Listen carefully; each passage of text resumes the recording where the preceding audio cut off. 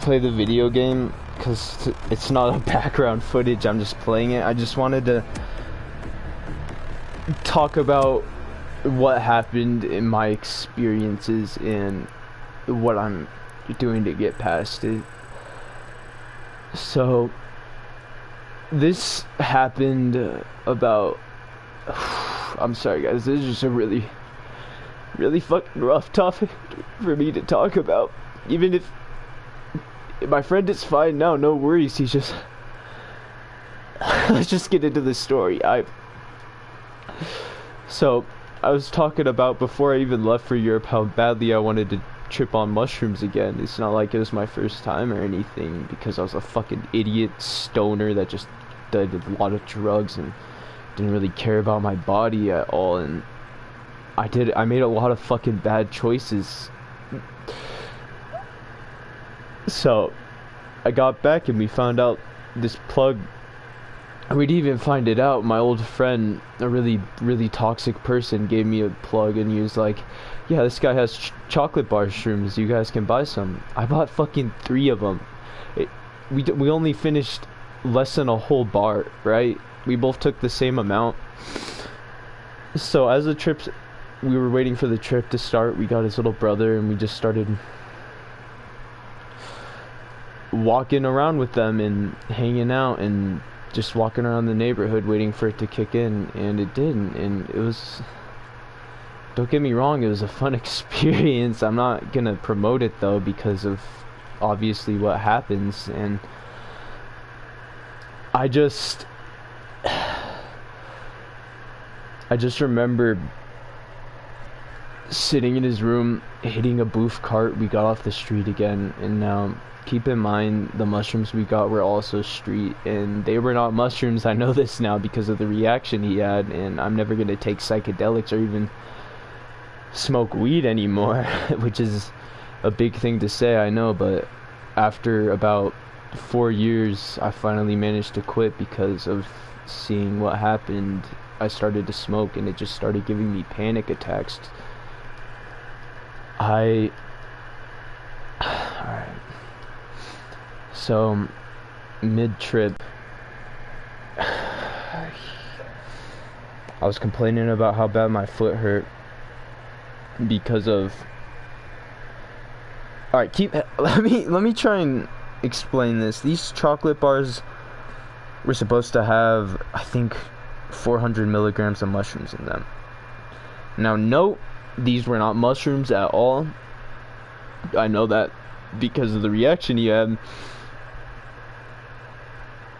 What happened is we both took 6 pieces. We were tripping really heavily. I started complaining about my foot. We kept hitting this booth cart and this fucking nicotine because I had a really bad problem with vaping at the time. And so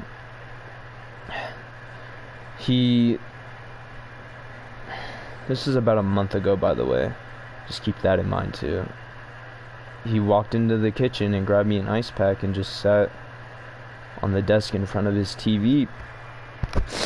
And as I was sitting there trying to nurse my foot, I heard the exact noise from him that I heard from my old friend Michael when he passed out. And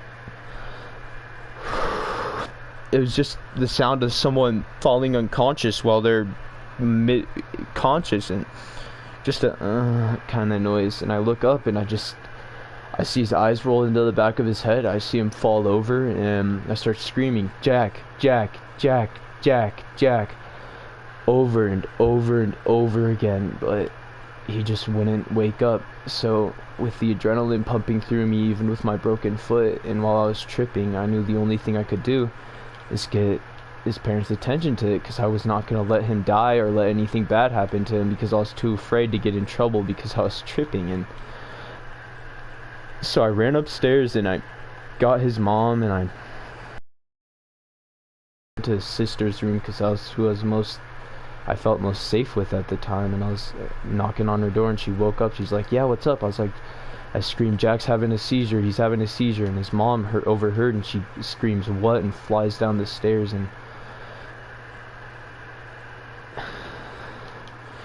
his sister also flew down the stairs. Luckily, when I went downstairs and met them, Jack was conscious again. He was just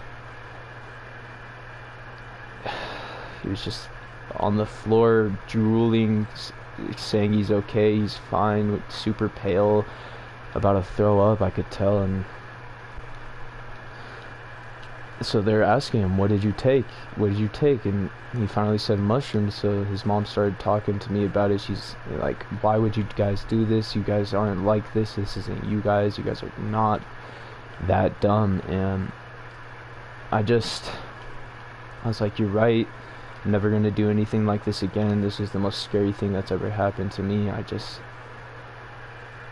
So much emotion, adrenaline, and panic was going through me at the time. I didn't even know what I was feeling. I thought I was about to start seizing too. So as they finally left his room, made sure he was okay and living and breathing properly, his heart functions were properly, his mom's boyfriend is a surgeon, and he was like, he's gonna be fine, he's gonna be okay.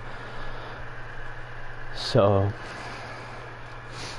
I was just sitting on the couch. I couldn't even be in that room because of how scared I was, and so much panic was running through me. My body started tensing up, and I started flipping out, and I felt it reach my face, and I felt this feeling wash over me that I can't even try to begin to explain. It was just pure panic, I guess, and it reached my face, and I thought I was about to start seizing, so I bolted into his room as fast as I could, and I was like, dude, I think I'm about to start seizing too. And he's like, you're gonna be okay, just breathe, you're gonna be okay.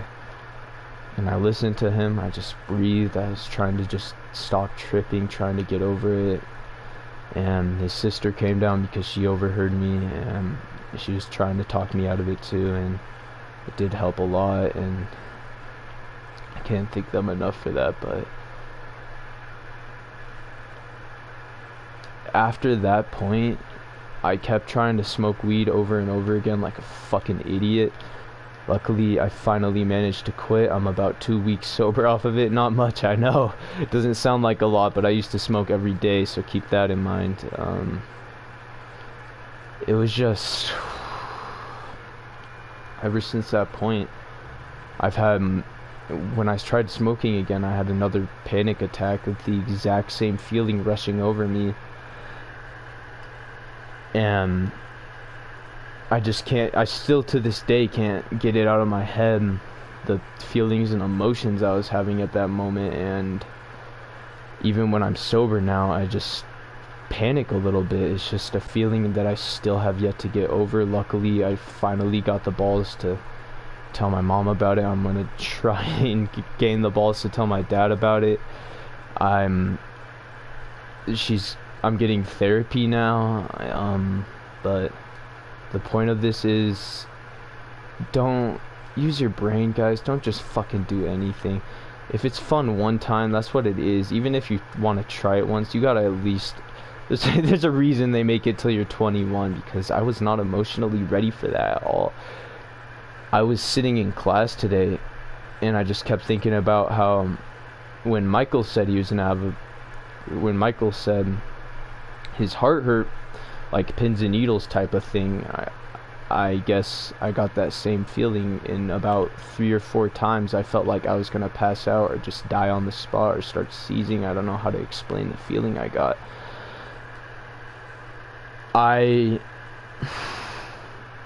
They're not friends with me anymore, but I could care less, because Jack's still fucking smoking. Michael is fucking tats and is talking about getting a ski mask so he could rob the vape shop, so I don't care. I could care less. I'm just trying to focus on my mental health and my body now. I'm trying to focus on getting healthy and happy again. And to this day, even though I'm completely sober, I still feel high, and I still feel like I'm tripping sometimes, and it's the most scary and terrifying fucking feeling I've ever had.